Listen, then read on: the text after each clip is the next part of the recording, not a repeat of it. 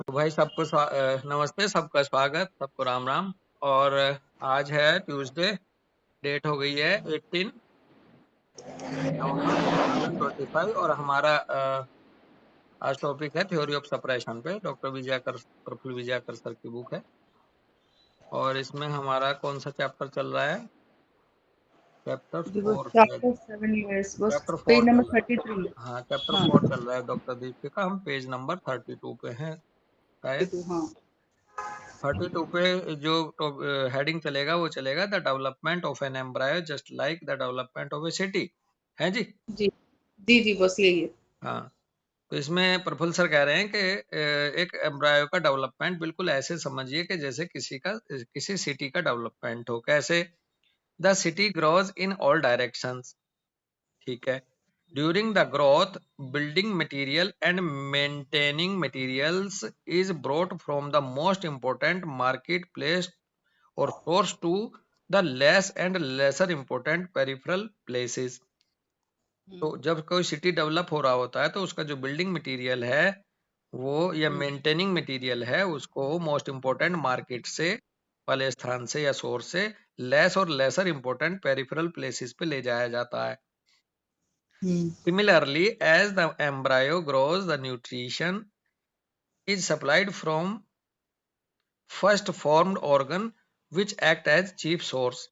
बिल्कुल ठीक इसी तरह से कोई एम्ब्रायो जब ग्रो करता है तो उसका न्यूट्रिशन जो है उसकी सप्लाई फर्स्ट फॉर्म्ड ऑर्गन से, जो कि चीफ सोर्स है, का काम करता है, वहां से शुरू होती है, वहां से चलती है, वहां से लेस इंपोर्टेंट की तरफ को चलती है। तो कुछ पॉइंट दे रखे हैं, कह रहे हैं कि the first to form is prechordal plate which represents head part.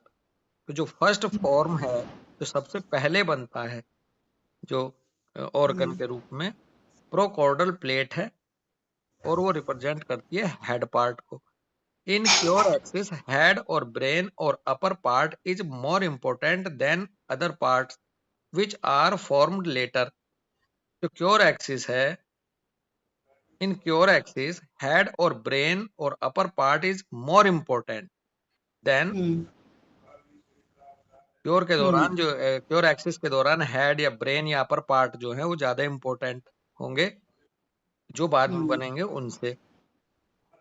एक पॉइंट, नेक्स्ट पॉइंट कह रहे हैं द cephalocaudal axis formed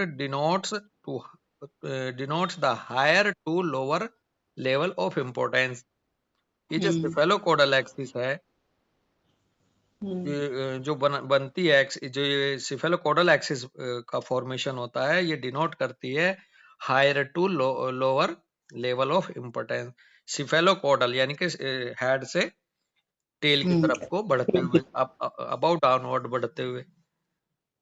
तीसरा पॉइंट कह रहे हैं कि the spread of mesoderm paraxially from inside out and from dorsal to ventral region also denotes the importance in that direction। और जो एम्ब्रायो बनता है या जो फॉर्मेशन होती है किसी भी अंदर एम्ब्रायो में, तो उसमें जो मेसोडर्म है वो स्प्रेड करती है पैरा एक्सियली इनसाइड आउट और डोर्सल से वेंट्रल की तरफ को बनती हुई। याद कर लें हम अपनी एम्ब्रियोलॉजी में जब हम देखते थे कि कौन सी लेयर कैसे कैसे बनती हुई आगे बढ़ रही है, तो वहां से इसका वो मिलेगा फील। तो ये डोर्सो वेंट्रल बनती है, फैलती है, स्प्रेड होती है और पैरा एक्सियली इनसाइड आउट होती है। तो ये भी इसी तरह से importance of direction in that direction denote करती है। All these indicates for direction of cure. ये फॉर डायरेक्शन ऑफ क्योर को इंडिकेट करती हैं। कैसे? A more important to less important, यानी कि सिफेलोकोडल वाला आ गया। अबाउ डाउनवर्ड, फिर ये सिफेलोकोडल वाला है। पहले वाला था head brain to other organ basically, दूसरा सिफेलोकोडल है अबाउ डाउनवर्ड, तीसरा पॉइंट है inside out and centre to periphery, fourth वाला। तो कह रहे हैं आगे ectoderm is least important when it forms skin and most important when it forms brain and neural tissue। अगर एक ही लेयर की बात करें, एक ही लेयर से बने हुए टिश्यू की भी बात करें, एक्टोडर्म से लीस्ट इंपॉर्टेंट पार्ट बनता है स्किन, और मोस्ट इंपॉर्टेंट पार्ट बनता है एक्टोडर्म से ब्रेन एंड न्यूरल टिश्यू। ठीक है। The endoderm and mesoderm give rise to the organs which are in between. Endoderm और मेसोडर्म जो ऑर्गन बनाती है वो बीच में रहते हैं इसके, एक तरह से। Endoderm and mesoderm give rise to the organs which are in between. तो इस तरह से एम्ब्रियोलॉजिकल डेवलपमेंट बड़े सर बता रहे हैं। कह रहे हैं आगे, how beautifully the circle becomes complete. कितना खूबसूरत तरीके से सर्कल पूरा होता है। फ्रॉम एक्टोडर्म टू एंडोडर्म, फिर एंडोडर्म से to mesoderm, mesoderm to neuroectoderm and neuroectoderm to ectoderm once again. यानी कि एक्टोडर्म से बढ़ेंगे एंडोडर्म की तरफ, फिर एंडोडर्म से मेसोडर्म की तरफ, फिर मेसोडर्म से न्यूरोएक्टोडर्म की तरफ, और फिर न्यूरोएक्टोडर्म से फिर से वापस टू एक्टोडर्म वंस अगेन। इस तरह से बॉडी का फॉर्मेशन है। This shows a complete connection between all tissues from ectoderm back to ectoderm. इससे इस बात ये देखा जाता है, इस बात को दिखाता है ये प्रोसेस, ये ट्रैक कंप्लीट कनेक्शन कैसे है सभी टिश्यू का आपस में। एक्टोडर्म से शुरू होता है और फिर बैक जाकर के दोबारा से फिर एक्टोडर्म पे आ जाता है। The world is round and so is the egg. बड़े सर का भाव है कि दुनिया गोल है, सो इज द एग। जैसे क्योंकि अंडा गोल है तो दुनिया भी गोल है, ऐसा सर बीच बीच में अपना पॉइंट रखते थे फ्रेजेस के रूप में। तो ये था पहला पॉइंट चला आ रहा था। ये कहाँ से वाला, ये पहला पॉइंट चला आ रहा था पीछे, हाँ शुरुआत से ही, जब embryological base of 7 layer of suppression कहते हैं। अब सेकंड पॉइंट कह रहे हैं बड़े सर, सेकंड नंबर, कि the least important skin epidermis arising from the ectoderm is at the bottom of the chart followed by more and more important levels above। बड़े sir ने दूसरे नंबर के point में कहा है कि जो लीस्ट इंपॉर्टेंट स्किन है एपिडर्मिस से जो अराइज होती है, एपिडर्मिस अराइज जो होती है एक्टोडर्म से, वो बॉटम में रखी गई है चार्ट के, जो चार्ट 7 लेयर ऑफ चार्ट है सप्रेशन का। तो उसके बाद more and more important levels ऊपर की तरफ रखे गए हैं। तीसरे नंबर पे बात कर रहे हैं कि एवरी लेयर हैज आल्सो सब levels of importance which are not shown in this chart. For example, respiratory tract and gastrointestinal tract both are in the same level यानी कि एंडोडर्म पे, but a transfer of disease from respiratory tract to gastrointestinal tract is suppression। अच्छा, तो fine levels भी हैं basically in level में, इन layers में भी फाइन लेयर्स की बात भी कर कह रहे हैं कि एवरी लेयर के सब लेवल्स भी हैं इंपॉर्टेंस के रूप में, जो कि इस चार्ट में हालांकि दिखाए नहीं गए हैं। जैसा कि एग्जांपल दे रहे हैं कि जैसे रेस्पिरेटरी ट्रैक्ट और गैस्ट्रोइंटेस्टाइनल ट्रैक्ट दोनों एक ही लेवल पे हैं एंडोडर्म के, लेकिन जो ट्रांसफर है डिजीज का, यदि रेस्पिरेटरी ट्रैक्ट से गैस्ट्रोइंटेस्टाइनल ट्रैक्ट की तरफ जा रहा है तो वो सप्रेशन माना जाएगा। सेम लेयर के सप्रेशन भी होते हैं, ये कल भी मेरे को दिमाग में आ रहा था point. Basically layer to layer separation होता और सेम लेयर के ऑर्गन टू ऑर्गन भी होता है सेपरेशन। एक लेयर के कई कई विभिन्न ऑर्गन जो होते हैं उनमें भी more important to less important की तरफ बढ़ता है सेपरेशन, और वन लेयर से दूसरी लेयर की तरफ भी बढ़ता है। दो तरह से सेपरेशन देखने को मिलेगा। अब जैसे ये एक ही लेयर के हैं, एक ही लेवल के हैं रेस्पिरेटरी ट्रैक्ट और गैस्ट्रोइंटेस्टाइनल ट्रैक्ट, लेकिन इम्पोर्टेंस की उसमें देखा जा रहा है कि अगर रेस्पिरेटरी ट्रैक्ट की बीमारी ठीक होकर के गैस्ट्रोइंटेस्टाइनल ट्रैक्ट की तरफ चली जा रही है तो ये बड़े सर इसको सप्रेशन कह रहे हैं। फोर्थ नंबर पे कह रहे हैं emotional changes are present in all layers. अब सभी लेयर्स में अपने अपने तरह से इमोशनल चेंजेस आएंगे एज कंकोमिटेंट के रूप में।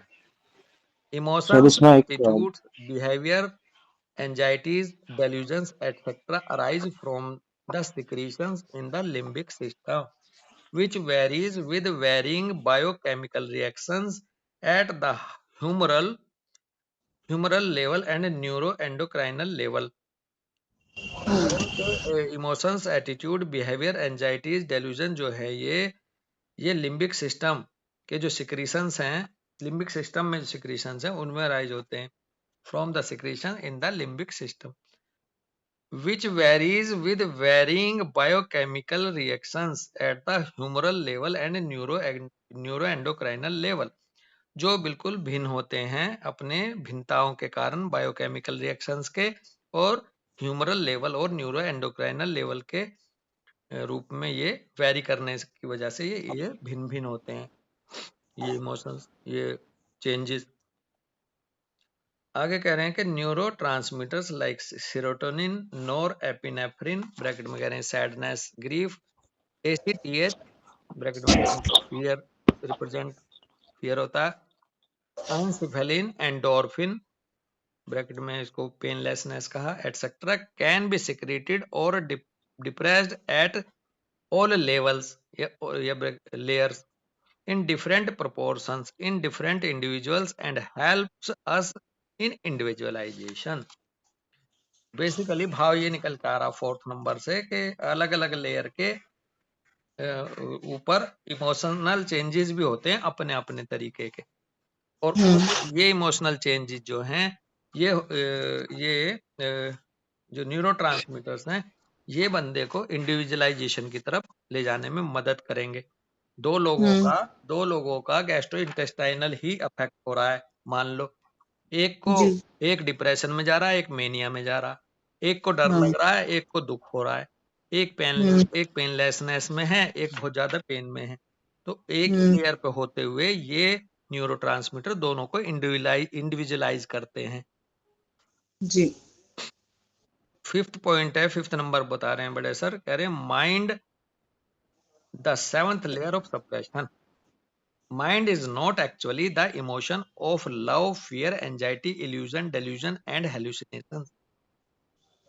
बेसिकली माइंड जो है वो 7th लेयर ऑफ सप्रेशन पे आता है, और माइंड जो है वास्तव में इमोशन नहीं है, इमोशंस नहीं होते हैं mind, love, fear, anxiety, illusion, delusion और hallucination. Affection of mind means affection of basic cell code. यहाँ पर बड़े सर का मानना है कि अफेक्शन जो माइंड के हैं उनका मतलब यहाँ पर हम बेसिक सेल कोड में जो चेंज आते हैं उससे लेंगे। Every cell has genetic code which has 2 part, और हर एक जो सेल है उसका जो जेनेटिक कोड है उसका अपना जेनेटिक कोड है जिसके 2 पार्ट हैं, उसके जेनेटिक कोड जिसको माइंड की कैटेगरी में रखा गया 7th लेयर की। ए है बेसिक सेल, दूसरा है बेसिक सेल कोड और दूसरा है इनहेरिटेड कोड। तो इसमें कह रहे हैं basic cell code common to all living cells whether plant, animal और मैन। जो बेसिक सेल कोड है ये सभी लिविंग सेल्स में एक जैसा है, एक समान है, भले चाहे वो प्लांट सेल हो, एनिमल सेल हो, ह्यूमन मैन की सेल हो। It includes functions and properties which are common to all living beings, etc. Function of respiration, ingestion, digestion, excretion, defense, reproduction, etc. तो ये जो बेसिक सेल कोड जो है ये पहली बात तो है प्लांट, एनिमल और मैन सब में पाया जाता है, और ये इसमें फंक्शंस और प्रॉपर्टीज जो सब में कॉमन होती हैं उनको गवर्न करता है ये बेसिक सेल कोड, जो सभी लिविंग ऑर्गेनिज्म में कॉमन है, जैसे कि रेस्पिरेशन करना, इंजेशन करना, डाइजेशन करना, एक्सक्रीशन, डिफेंस, रिप्रोडक्शन, ये सभी लिविंग ऑर्गेनिज्म की प्रॉपर्टी होती प्रॉपर्टीज हैं, कैरेक्टरिस्टिक्स हैं। तो इसको हमारी जो सेल के अंदर जेनेटिक कोड है उसमें ये बेसिक सेल कोड के अंतर्गत इनके कंट्रोल आता है। दूसरा कह रहे हैं इनहेरिटेड कोड। इनहेरिटेड कोड को कह रहे हैं code inherited from parents to species. दूसरा ये होता है जो पेरेंट से स्पीसीज में इनहेरिटेड होता है, पहुंचता है। This includes the nature, structure, tolerance, susceptibility etcetera. देखो एटसेट्रा हालांकि कहा है लेकिन मोटा जो इन्होंने भाव दिया है बड़े सर ने, तो उसका स्वभाव किसी भी जीव का, किसी भी स्पीसीज का, उसकी स्ट्रक्चर, उसके बॉडीली एनाटॉमिकली, उसका टॉलरेंस, किसी चीज को लेना सहन करने की क्षमता, ये भी पेरेंट्स से स्पीसीज में पहुंचती है। और ससेप्टेबिलिटी भी पहुंचती है, जो हम देखते हैं ना जेनेटिक लीनिएज में कि ये ससेप्टेबिलिटी फोर फादर में बन गई थी, यहाँ पे प्रेसिपिटेट हो गई। तो ये पहुंचती है आपकी इनहेरिटेड कोड के थ्रू, which differs from individual to individual and from species to species. और ये इनहेरिटेड कोड जो है ये इंडिविजुअल टू इंडिविजुअल भी डिफर कर सकता है और स्पीसीज टू स्पीसीज भी डिफर करता है, जबकि बेसिक सेल कोड जो है वो कॉमन होता है सबका। तो दो तरह के फंक्शन हम देखते चले आ रहे हैं डॉक्टर दीपशिखा। एक तो ये है कि जीवन के लिए क्या क्या जरूरी है वो क्रियाएं, और फिर जो बंदों को, जो ऑर्गेनिज्म को इंडिविजुअलाइज करती हैं वो क्रियाएं। तो इस तरह से दो कंट्रोल सेल के अंदर सर ने बताया जेनेटिक कोड में होते हैं। कई बार हम बोलते हैं स्ट्रक्चरल जीन और फिजियोलॉजिकल जीन, ऐसा भी हम पढ़ते चले आए थे जेनेटिक कोड में ना। तो जो स्ट्रक्चरल जीन्स हैं बेसिकली वो स्ट्रक्चर तय करते हैं किसी भी स्पीसीज। जी। तो ये था भाई बड़े सर का यहाँ तक का पॉइंट। तो अब यहाँ तक के किसी का कोई वो है? डॉक्टर श्रेय कुछ पूछ रहे थे शायद। जी भाई बोलिए श्रेय। सर वो जो respiratory tract to GI tract में सर सबसेक्शन लिखा है, तो सर फिर ये तो अबव डाउनवर्ड जा रहा है, तो ये गलत कैसे? मुझको थोड़ा डाउट लगा, बस इसलिए पूछा। हाँ तो बेसिकली। मोर इम्पोर्टेंट हो ना। हेलो, कोई बता रहा जी दीपक, सर। कोई बात कर रहा है कोई इस पे? नहीं बॉस आप बताइए। बॉस बताइए। हाँ बेसिकली ये बहुत अच्छी बात आपने क्वेरी निकाल दी कि हर जगह अबव डाउनवर्ड होता हुआ दिखे जरूरी नहीं। वहां हम देखेंगे most important to less important organ के हिसाब से। जैसे अब मैं एग्जांपल लेता हूँ पैरेलल आपके, जितने भी मोटर डिसऑर्डर हैं, मोटर डिसऑर्डर जितने भी हैं, sensory disorder, motor nerve disorder है, MND, इनकी जो रिकवरी है बिलो अपवर्ड आती है दोस्त। मोटा मोटा शरीर पर अगर आप देखोगे तो बिलो अपवर्ड नजर आएगा, लेकिन इसी पॉइंट को जाकर के अगर उसके सेरिब्रल हेमिस्फीयर पे देखोगे उसके होमनकुलस पर, तो वो इनर टू आउटर रिकवरी है बेसिकली। जो वो कोरोलरी है ना, इनसाइड टू आउट, जी सर।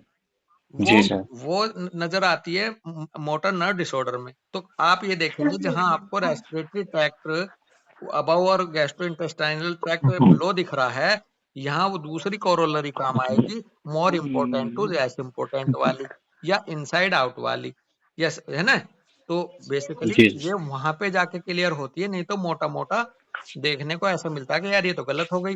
सर ने लिए तो थे शुरू में एग्जाम्पल ऐसे, सर ने शुरू में कहा तो था कि किसी को जी सर। उसमें मैं एग्जाम्पल पहुंच जाऊं कि कुछ इसमें अपरेंटली कंट्राडिक्ट नजर आते हैं। जैसे कि ये है case of asthma getting better with the catarrh in chest reducing followed by dry cough further by sneezing to be taken a direction down upwards। तो मान लो फॉर एग्जाम्पल यहाँ इसी को ले लो कि अगर किसी को निमोनिया है डॉक्टर सरे, अस्थमा है, उसका अस्थमा तो ठीक हो रहा जो लंग्स से रिलेटेड है, ब्रोंकियल अस्थमा, लेकिन अब उसको ट्रैकिया में दिक्कत आ रही है। फिर ट्रैकिया भी ठीक हो गया, ट्रैकिया से स्नीजिंग आ गई, तो ये बिलो अपवर्ड दिखेगा आपको क्योंकि लंग्स नीचे है और आपका नोज ऊपर है। तो ये बिलो अपवर्ड नहीं है, ये more important to less important part की तरफ जाता है। तो ये वहां है आपके सवाल का जवाब। बस इसमें ना डॉक्टर श्रेय की बात को करके इसको डॉक्टर श्रेय हम लोग ना, मेरा पर्सनल सजेशन ये है कि इसको अभी हमने तैयारी करके हमने पहले भी रखा था, इसको और याद करना पड़ेगा कहाँ कैसे समझाया हुआ है, क्योंकि इसमें respiratory tract to gastrointestinal tract, ये ट्रैक्ट की ये रास्ते की बात कर रहे हैं, उसके एज ऑर्गन रेस्पिरेटरी ऑर्गन और गैस्ट्रोइंटेस्टाइनल ऑर्गन की बात नहीं चल रही है। ये शायद हमें ध्यान रखना पड़ेगा क्योंकि respiration is more important then मैं भी आपकी जो बात है, मैं इसीलिए अब बोला भी था, मैं समझ गया था आप यही कहना चाह रहे थे, रेस्पिरेशन सर, ये is more important then digestion, ये बिल्कुल तय है। लेकिन ट्रैक्ट कौन सा इंपॉर्टेंट है या ट्रैक्ट में कहाँ बात आ रही है, इसको हमें थोड़ा सा समझना पड़ेगा। हम अब आपस में बैठ के इसको मतलब इसको एक बार इसकी उन चीजों को समझेंगे तो समझ में आएगा ये, है ना। जी सर, जी सर। बस हम कुछ बताना चाहेंगे। हमें याद है जब मुंबई की सेमिनार हाँ हुई थी बहुत पहले 2010-11 में, तो बड़े हाँ साहब ने एक बार क्वेश्चन भी पूछा था कि हाँ हार्ट जी और लंग इन दोनों में से क्या इंपॉर्टेंट है। अगर क्योंकि लेवल पे भी सेम है दोनों, अबव डाउनवर्ड का भी सवाल नहीं है, और हार्ट ज्यादा इंपॉर्टेंट है कि लंग ज्यादा है। और ये वही बात हो रही थी कि सांस मतलब एयर भी जरूरी है और सर्कुलेशन भी जरूरी है, और दोनों एक दूसरे का काम में मदद भी करते हैं। वहां पे ये चीज रिजॉल्व नहीं हुई थी, आंसर नहीं आया था।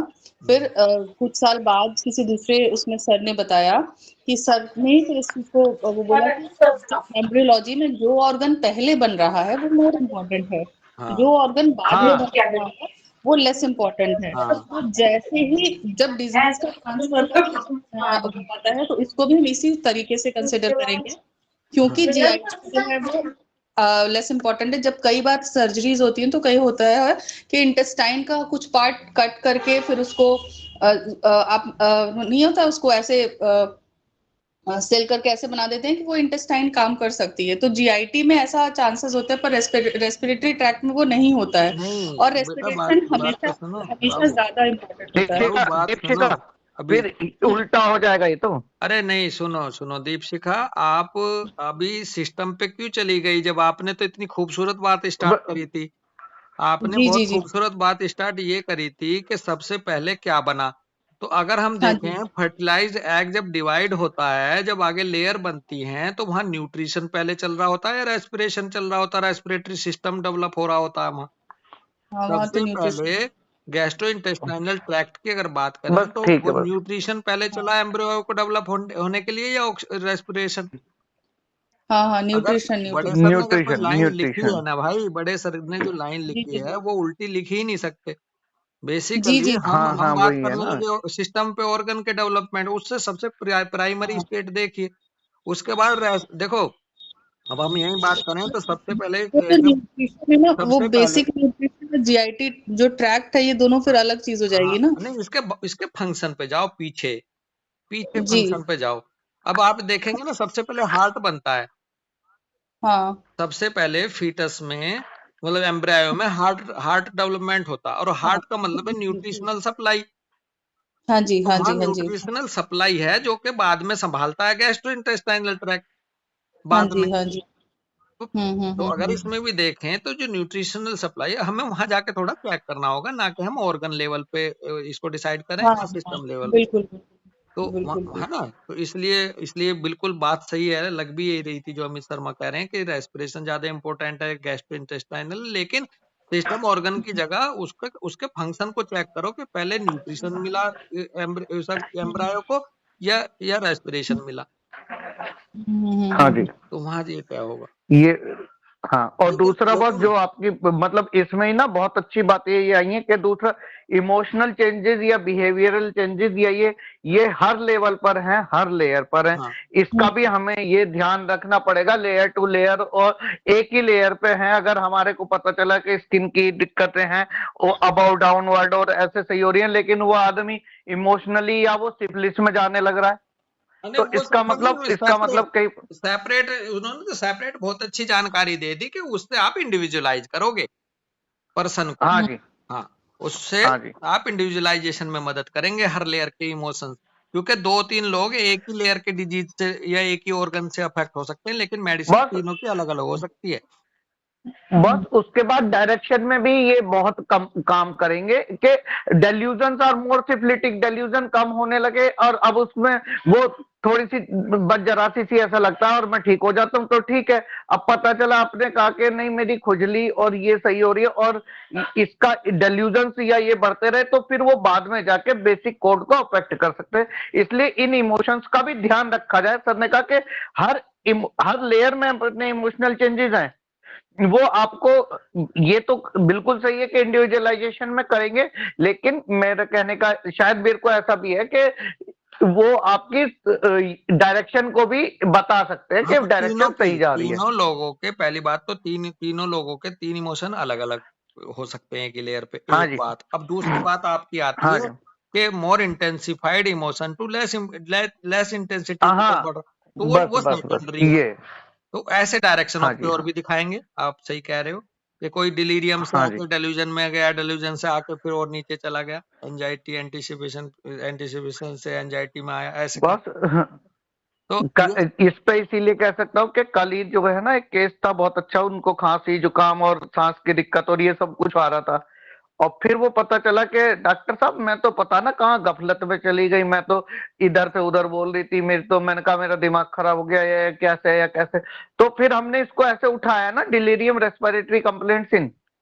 हाँ, पेशेंट भले ही ना बोले, लेकिन आप तो खुद भी तो उठा लेते हो। आपने केस में नहीं दिया था जो हाँ आपके परिवार की वो बहू आई थी, और वो हाँ हाँ, पहले पहले गफलत में थी, आपने दवाई दी, फिर वो बाद में अगले दिन उसकी या उसी समय थोड़ी देर बाद उसकी सेंसेस क्लियर हो तभी गई थी। थोड़ी देर बाद हो गई थी, वो तो ठीक हो ये गई तो थी, वो तो ऑब्जर्वेटरी खैर। ज्यादा है, बल्कि नहीं, पेशेंट थोड़ी ना बताएगा। ये तो आप हाँ नहीं ऑब्जर्वेटरी, लेकिन है ना? बिल्कुल बिल्कुल। हाँ, और बस सेवेंथ को भी देखो, अभी थोड़ा सा आज टाइम लग रहा है, लेकिन इसको समझना बहुत इंपॉर्टेंट हो गया, बहुत ज्यादा हो गया, कि बेसिक सेल के जो फंक्शन, जो माइंड है, माइंड इमोशंस नहीं है, माइंड जो है उसका ये है क्या कहते हैं basic cell code. Genetic code अगर डिस्टर्ब होकर आ रहा है, जेनेटिक कोड की तरफ बीमारी चली गई या इंडिविजुअल की तरफ, तो और ज्यादा है, इंटेलेक्ट है बेसिकली, हम्म, है ना बॉस जी। हाँ, ये इसको समझना बड़ा टिपिकल होता है कि भैया उसने देख, बड़े सर सबसे ज्यादा जो मेरे को ऐसा लगता है जो सबसे ज्यादा इंडिविजुअलाइजेशन या बिल्कुल बाइफर्केशन करते थे, उसमें एक चीज होती थी सबसे ज्यादा सर कहा करते थे, डिलीजेंट कंसेंशियसनेस। हाँ डिलीजेंट और कंसेंशियसनेस से सर कहते थे हमारे हर सेल को अपना काम डिलीजेंटली कंसेंशियसली करना चाहिए।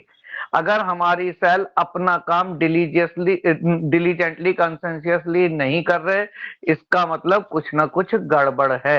यही बेसिक सेल कोड का मतलब यही जेनेटिक कोड का अफेक्शन हो जाता है। बिल्कुल। हम्म मोस्ट डीप सीटेड लेयर है ही सेवंथ लेयर ऑफ सप्रेशन में जाकर के, वहां फिर सबसे ज्यादा डीप सप्रेशन भी माना जाता है। तो यहीं रुकेंगे आज, और बस टॉपिक हाँ जी बस बस। बस बस एक क्वेश्चन बस जी। हमें वो डिलीरियम रेस्पिरेटरी वाला जरा सा एक बारी मेरे को फिर से बता दीजिए कि वो रोटी भाई कैसे लेना है। अम्मा मतलब मैं कह रहा हूँ एक उन्होंने तो मेरे को सामने बताया था, रात को फोन भी आया था, पहले दिन मेरे को रात को फोन आया, मैंने कहा क्या हुआ, कि अम्मा की सांस वास में तो दिक्कत हो ही रही है, खांसी जुकाम हो रहा था उनको, और उसके बाद सांस फूल रही थी, और उसके बाद ना वो कि मैं पता नहीं, मैं समझ नहीं पा रही थी मैं क्या बोले जा रही हूँ, मैं क्या करे जा रही हूँ। तो ये आपके आउट ऑफ कंट्रोल हो गई ना, इमोशंस में ही या रेस्पिरेटरी में ही डिलीरियम आ गया, तो इसको डिलीरियम रेस्पिरेटरी कंप्लेंट्स विद करके दिया था। मतलब खांसते खांसते उनका मतलब कॉन्शियस थोड़ा सा डिस्टर्ब हो गया और कुछ मटरिंग करना शुरू कर दी। खांसते खांसते खांसी के साथ में उनको बेसिकली सांस की दिक्कत ज्यादा आ रही थी, कि मेरा सांस बहुत फूल रहा है और मेरे को वो दिक्कत आ रही थी। अब देखो आप एक बात समझो, फिर इसको आप तीनों चारों जगह ले सकते हो, आप जाके देख लेना, delirium after getting cold, delirium coryza in, और डिलीरियम रेस्पिरेटरी कंप्लेंट्स में अलग। तो ये आपको देखना पड़ेगा। डिलीरियम का मतलब ये कि जैसे बुखार में आदमी कुछ ना कुछ बोलने लगता है, उसको समझ में नहीं आ रहा, डिरेल हो गया, ऐसे ही वो रेस्पिरेटरी कंप्लेंट के साथ डिरेल हो गई कि मेरी समझ में नहीं आ रहा था मैं क्या कर रही थी, ओके है ना। जी जी जी। ठीक है, और जी एक ठीक चीज है। और पूछना, जैसे डिलीजेंट एंड कंसेंशियसनेस तो मॉरल का पार्ट होगा ना, क्योंकि जैसे बड़े सर हमेशा मॉरल फिर विल फिर इंटेलेक्ट फिर इस तरह से लेते थे मतलब। देखो तो मोरल तो ये मोरल का बेटा, मोरल को अभी थोड़ा सा अलग अलग हो जाएंगे, कई कई बार मोरल जो है हमारे सिचुएशन या हमारी सोशो, हमारे यहाँ कहा जाता था कि आप इसको सोशो इकोनॉमिक पोजीशन या इन सब चीजों से करेंगे।